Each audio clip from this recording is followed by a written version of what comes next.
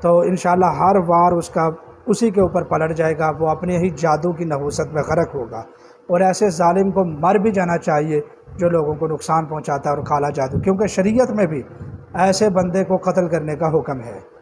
پختہ تصور کے ساتھ 1400 مرتبہ یا قہار پڑھیں، یا قہارو یا قہارو یا قہار، پورے تلفظ کے ساتھ، اور یہ ہاں کی پوری تشدید ادا کرنی ہے، یا قہارو۔ اسی تشدید میں سب کچھ ہے، آپ لوگ ان باریکیوں کو سمجھتے نہیں ہیں۔ اسی تشدید میں سب کچھ ہے، اسی شد میں ساری سختی اسی شد میں ہے، لیکن بشرطے کہ آپ حق پر ہوں، اگر واقعتاً ایسا، ورنہ آپ رجت کا شکار ہوں گے اگر آپ نہ حق ہیں۔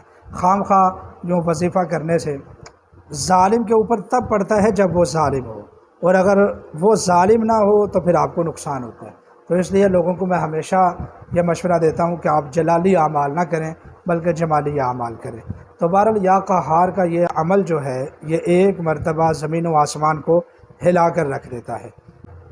تو بہرحال یہ عمل آپ کریں، 1400 مرتبہ اس کو پڑھیں، اول آخر 14 مرتبہ درود پاک پڑھیں، اور وظیفے کے آخر میں 1400 روپیہ صدقہ بھی کریں، کیونکہ یہ عمل بھاری عمل ہے، آپ کو اس کا کسی قسم کا نقصان نہ ہو۔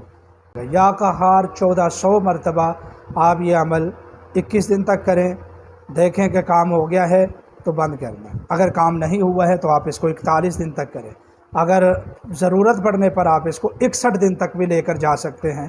یاد رکھیں یہ پاورفل عمل ہے جو دشمن کے پرخشے اڑا کر رکھ دے گا، دشمن کی خیر نہیں ہوگی، کالا جادو کرنے والا دشمن آپ کی آنکھوں کے سامنے تباہ و برباد ہو جائے گا، اس کی عزت، اس کی شان و شوکت، اس کا مال و دولت، اس کی صحت، سب کچھ برباد ہو جائے گی، کیونکہ اس نے شریعت کے خلاف کام کیا ہے۔ اگر آپ یا قہارو کا یہ عمل اسی طرح کرتے ہیں جس طرح میں آپ کو مشورہ دے رہا ہوں، اللہ تعالیٰ سے دعا ہے کہ اللہ تعالیٰ ہماری عزتوں کی حفاظت فرمائے۔